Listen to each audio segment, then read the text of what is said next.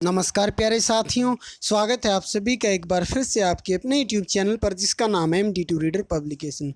तो फ्रेंड्स, जो हमारे चैनल पर हरियाणा जी के डेली क्विज़ और मॉक टेस्ट की सीरीज चली हुई है उसका छठा पार्ट यानी कि मॉक टेस्ट नंबर 6 है। और आप सभी जानते हैं HSSC के एग्ज़ाम बहुत जल्द शुरू होने वाले हैं और HSSC चेयरमैन भारत भूषण भारती की तरफ से, माननीय मुख्यमंत्री मनोहर लाल खट्टर की तरफ से, समस्त हरियाणा सरकार की ओर से ऐसे कयास लगाए जा रहे हैं, ऐसे हिंट दिए जा रहे हैं कि भी आपकी जो परीक्षाएँ हैं वो दिसंबर माह में शुरू हो सकती है। इसीलिए हमारी टीम ने क्विज स्टार्ट किए हैं और विद इन 15 डेज या विद इन 20 डेज आपके 2015 से लेकर 2020 के जितने भी क्वेश्चन HSSC के आए हुए हैं सभी करा दिए जाएंगे। उसके बाद नए क्वेश्चन आपको कराया जाएगा और आपका लेवल है हर रोज़ यहाँ पर अप भी हो रहा है, आप खुद भी देख रहे होंगे और डिटेल आपको साथ के साथ बताई जाती है। तो आज का पहला क्वेश्चन है कि कौन सा राजा हेमू के नाम से प्रसिद्ध था। तो फ्रेंड्स, इसका जो सही आंसर है हेमचंद्र विक्रमादित्य जो है हमारा सम्राट है हेमू के नाम से प्रसिद्ध था। ये अंतिम हिंदू शासक भी थे। और एक बात और आपको रिक्वेस्ट करना चाहूँगा, अभी शेयर किया करें, चीज़ों को तभी मोटिवेशन मिलता है। सीरीज़ कंटिन्यू तभी रहेगी जब आप शेयर करेंगे।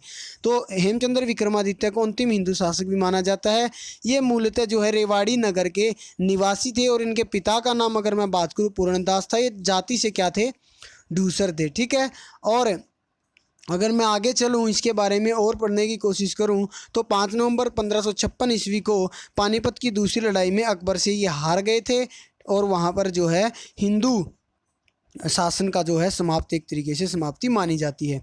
अगले प्रश्न की ओर बढ़ चलते हैं। दूसरा प्रश्न है, राजा हर्षवर्धन ने कुरुक्षेत्र के पास थानेसर को अपनी राजधानी स्थापित किया था। एक प्रश्न दो तरीके से आता है कि हर्षवर्धन की राजधानी क्या थी, तो आप थानेसर लगाएंगे। अगर पूछे कब, तो 7वीं शताब्दी ईस्वी में, 7वीं शताब्दी ईस्वी में हर्षवर्धन ने थानेसर अपनी राजधानी बनाया था।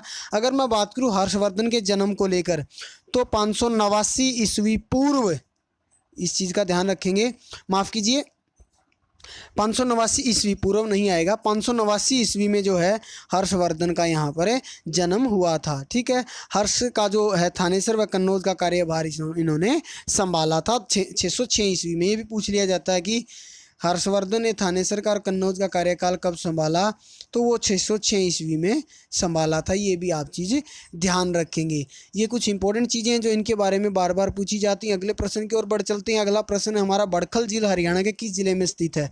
तो बड़खल झील हमारी हरियाणा के फरीदाबाद जिले के अंदर स्थित है। समय खराब नहीं कर रहा हूँ, पॉइंट टू पॉइंट बातें कर रहा हूँ, इंपॉर्टेंट चीज़ें आपको बता रहा हूँ। तो बड़खल झील फरीदाबाद के अंदर है, लेकिन जो इसमें और इंपॉर्टेंट चीज़ें हैं वो है कि ये बड़खल झील जो है दिल्ली और मथुरा जो हमारा राष्ट्रीय राजमार्ग है उससे 3 किलोमीटर की दूरी पर है। क्वेश्चन अगर पूछ लिया जाए कि भाई जो बड़खल झील फरीदाबाद में स्थित है ये दिल्ली मथुरा राष्ट्रीय राजमार्ग से कितनी दूर है, वो 3 किलोमीटर दूर इसमें स्थित है। अगला प्रश्न है, NDRI national dairy research institute कहाँ पर स्थित है। अगर ये पूछ लिया जाए, मैं बता चुका हूँ करनाल। इसकी स्थापना कब हुई ये भी बताया था, 1955 में इसकी स्थापना हुई थी। इस चीज़ का भी आप ध्यान रखेंगे। अगर पूछ लिया जाए गेहूं अनुसंधान संस्थान, तो ये भी करनाल के अंदर है। NDRI नेशनल डेयरी 1955 करनाल, गेहूं अनुसंधान 1978 ये भी करनाल के अंदर है। इन चीज़ों का आप ध्यान रखेंगे। राष्ट्रीय पशु अनुवंशिक अनुसंधान या संसाधन ब्यूरो 1985 ये भी करनाल के अंदर है। इन चीज़ों का आप ध्यान रखेंगे। अगर भैंस अनुसंधान की बात आ जाए तो हिसार के अंदर है।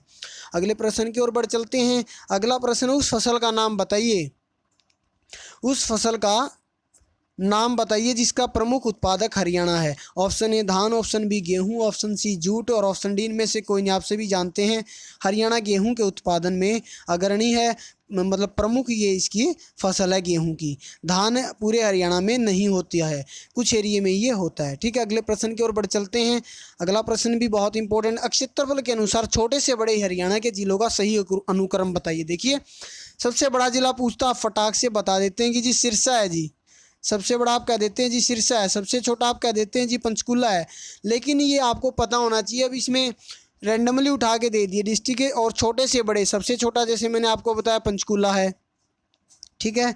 उसके बाद अगर मैं बात करूँ पानीपत आता है, फिर कुरुक्षेत्र आता है, फिर सोनीपत आता है। तो फ्रेंड्स, इसका जो सही आंसर है ऑप्शन नंबर सी है, पंचकुला, पानीपत, कुरुक्षेत्र और सोनीपत। इस चीज़ का आप ध्यान रखेंगे। अगले प्रश्न की ओर बढ़ चलते हैं। हरियाणा के निम्न सभी जिलों की सीमाएं उत्तर प्रदेश राज्य से लगती हैं सिवाय। तो फ्रेंड्स, जो हरियाणा का जो पूर्वी राज्य है उत्तर प्रदेश, उसमें एक तरीके से जो प्राकृतिक सीमा का काम करती है वो यमुना नदी करती है। तो पंचकुला यमुनानगर, करनाल और पानीपत। पानीपत भी यूपी के साथ टच होता है, करनाल भी टच होता है, यमुनानगर भी टच होता है, तो पंचकुला हमारा यूपी के साथ टच नहीं होता। इसका ये सही आंसर रहेगा। अगले प्रश्न की ओर बढ़ चलते हैं।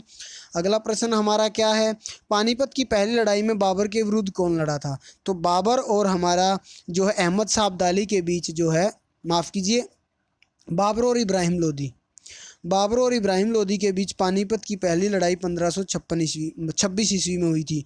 दूसरी 1556 ईस्वी में हुई थी। तीसरी 1761 ईस्वी में हुई थी। तो पहली लड़ाई बाबर और इब्राहिम लोदी के बीच में 1556 ईस्वी में हुई थी। इसमें जो है इब्राहिम लोदी की हार हुई थी, तो बाबर इसमें जीत गया था। 1756 और 57 के दौरान हरियाणा राज्य किसके नियंत्रण के अधीन था? आप सभी जानते हैं ये मुगलों के अधीन था, क्योंकि पानीपत की दूसरी लड़ाई में अकबर जीत गया था और मुगलों का शासन यहाँ पर हो गया था। हेमचंद्र विक्रमादित्य जो अंतिम हिंदू शासक था, रेवाड़ी से, ये हार गए थे, तो यहाँ पर मुगलों का जो है शासन हो गया था। ठीक है, मुगलों से पहले की अगर मैं बात करूं तो यहाँ पर मराठों का शासन था। ठीक है, 1500, अगर युद्ध से पहले की मैं बात करूं तो मराठों का शासन था, लेकिन युद्ध समाप्ति के बाद से यहाँ पर अकबर का या फिर इनका मुगलों का शासन हो गया था। इस चीज़ का आप ध्यान रखेंगे, दोनों अलग अलग चीज़ें, युद्ध से पहले मराठों का, बाद में मुगलों का। अगले प्रश्न की ओर बढ़ चलते हैं। निम्न में से कौन सा आभूषण हरियाणा राज्य में गले में पहनने में नहीं आता है? हसला भी गले में पहना जाता है जी, ठीक है जी, गलसरी भी पहना जाता है, ठीक है जी। उसके अलावा इसने पूछा है जी, निम्न में से कौन सा आभूषण हरियाणा राज्य में गले में पहनने में नहीं आता है? बटन भी गले में होता है, तो फूल जो है वो हमारा गले में पहनने में नहीं आता, यह सिर के ऊपर बांधा जाता है फूल। इस चीज़ का आप ध्यान रखेंगे। हरियाणा के पंडित नेकीराम शर्मा ने संदेश पत्रिका, जैसे मैंने आपको बताया था, नेक आदमी क्या करेगा, संदेश देगा। ठीक है, आरंभ कहाँ से किया था, मतलब किस भाषा में किया था? तो उन्होंने ये मेरे हिसाब से हिंदी भाषा में किया था।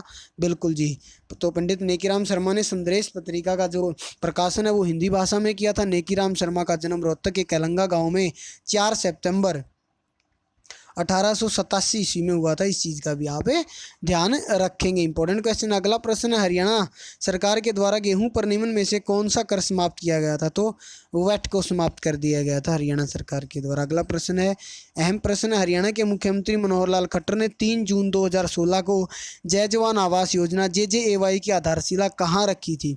तो उन्होंने ये बहादुरगढ़ के अंदर रखी थी। कहाँ पर रखी थी जी? बहादुरगढ़ के अंदर। तो बी इसका सही ऑप्शन रहेगा। ठीक है, झज्जर जिले के मातनहेल गांव में राज्य का तीसरा सैनिक स्कूल खोलने को लेकर भी जो है हरियाणा सरकार विचार कर रही है। ये भी इम्पोर्टेंट क्वेश्चन है। तीसरा सैनिक स्कूल हरियाणा में कहाँ पर खुलेगा?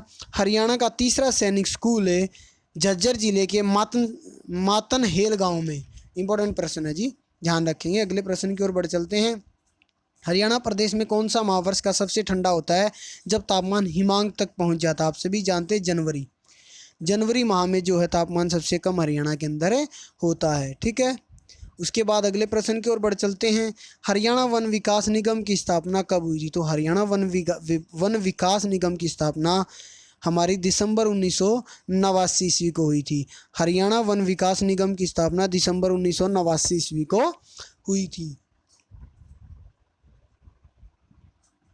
इसी बीच अगले प्रश्न की ओर बढ़ते हैं। हरियाणा के किस जिले को फिरोज शाह की लाट अवस्थित है? हरियाणा के किस जिले में फिरोज शाह की लाट अवस्थित है? तो फ्रेंड्स इसका जो सही आंसर है वो है हमारा फतेहाबाद के अंदर फिरोज शाह की लाट। इसी शहर को फिरोज शाह ने भी बसाया था। फिरोज शाह का किला या लाट की अगर मैं बात करूं तो ये फतेहाबाद के अंदर है। ठीक है, अगले प्रश्न की ओर बढ़ चलते हैं। हरियाणा सरकार के पूर्व मंत्री करणदेव कंबोज किस निर्वाचन क्षेत्र से चुनकर आए थे? तो ये हमारे इंद्री करनाल से चुनकर आए थे। इंद्री करनाल के अंदर है, करणदेव कंबोज यहाँ से चुनकर आए थे। अगले प्रश्न की ओर बढ़ चलते हैं। अगला प्रश्न हमारा, हरियाणा के जो प्रथम महाधिवक्ता कौन थे? हरियाणा के प्रथम महाधिवक्ता हमारे श्री बाबू स्वरूप थे। कौन थे? हरियाणा के प्रथम महाधिवक्ता श्री बाबू स्वरूप थे। इस चीज़ का आप ध्यान रखेंगे, अहम प्रश्न है। अगले प्रश्न की ओर बढ़ चलते हैं। जननायक चौधरी देवीलाल अवार्ड किस क्षेत्र के लिए दिया जाता है? तो जननायक चौधरी देवीलाल अवार्ड है हमारा अधिकतम कृषि उत्पादन के लिए, क्योंकि जननायक चौधरी देवीलाल किसानों के मसीहा कह सकते हैं या फिर किसानों के नेता माने जाते। तो अधिकतम कृषि उत्पादन जो करता था उसके लिए जननायक चौधरी देवीलाल अवार्ड दिया जाता था। अगला प्रश्न है, निम्न में से किस स्थान में होंडा मोटरसाइकिल, देखिए हीरो होंडा अगर आता है तो रेवाड़ी है, होंडा अगर आता है तो हमारा मानेसर। इस चीज़ का भी आप ध्यान रखेंगे। अगर हीरो आती है हीरो तो रेवाड़ी, और अगर होंडा आती है तो मानेसर। इस चीज़ का आप ध्यान रखेंगे। अगले प्रश्न की ओर बढ़ चलते हैं। अहम प्रश्न है, देश की वह प्रथम महिला कौन थी जो हरियाणा वन विभाग में शीर्ष पद पर 30 अक्टूबर 2015 को जो है नियुक्त हुई थी? तो फ्रेंड्स इसका जो सही आंसर है वो है अमरिंदर कौर। क्या है? अमरिंदर कौर। अमरिंदर कौर देश की प्रथम महिला जो हरियाणा वन विभाग में शीर्ष पद पर 30 अक्टूबर 2015 को जिन्होंने ज्वाइन किया था। हरियाणा किस मंडल में अधिकतम जिले आते हैं? तो हरियाणा के मेरे हिसाब से रोहतक, बिल्कुल जी, रोहतक मंडल के अंदर अधिकतम जिले आते हैं और इसके अंतर्गत हमारे 7 जिले आते हैं। मैं आपको बता देता हूँ, माफ़ कीजिए 6 जिले आते हैं, 6 जिले। हरियाणा किस मंडल में अधिकतम जिले आते हैं? रोहतक, सोनीपत, झज्जर, भिवानी और दादरी। माफ़ कीजिए तो 5 आते हैं जी, 5। रोहतक के अंदर 5 आते हैं। फिर रिपीट कर रहा हूँ, हरियाणा किस मंडल में अधिकतम जिले आते हैं? 5 जिले आते हैं और 5 के नाम है रोहतक, सोनीपत, झज्जर, भिवानी और दादरी। बाकी सभी जिलों में किसी में 4 आते, किसी में 3, किसी में 2। इस चीज़ का आप ध्यान रखेंगे। अगले प्रश्न की ओर बढ़ चलते हैं। सुप्रसिद्ध नाटक कोर्ट मार्शल, सुप्रसिद्ध नाटक कोर्ट मार्शल के लेखक कौन है? विष्णु प्रभाकर, स्वदेश दीपक, भगवान दास मोरुल, मदनेश कौर। तो फ्रेंड्स इसका जो सही आंसर है वो है स्वदेश दीपक। अगले प्रश्न की ओर बढ़ चलते हैं। आज का लास्ट प्रश्न है, हरियाणा राज्य दिल्ली को सभी तरफ से घिरे हुए है केवल। देखिए हरियाणा दिल्ली को 3 तरफ से घेरे हुए, एक साइड को छोड़कर। तो हरियाणा पश्चिम दिशा को अगर मैं छोड़ दूं, पश्चिम दिशा को छोड़कर बाकी सभी दिशाओं से हरियाणा दिल्ली को घेरे हुए। तो फ्रेंड्स काफ़ी अच्छी ये सीरीज चल रही है, आप अच्छा प्यार सपोर्ट दे रहे हैं। आशा करूँगा ऐसे ही चीज़ों को शेयर करेंगे, चैनल को सब्सक्राइब करेंगे। आज की इस वीडियो में फ़िलहाल इतना ही, धन्यवाद।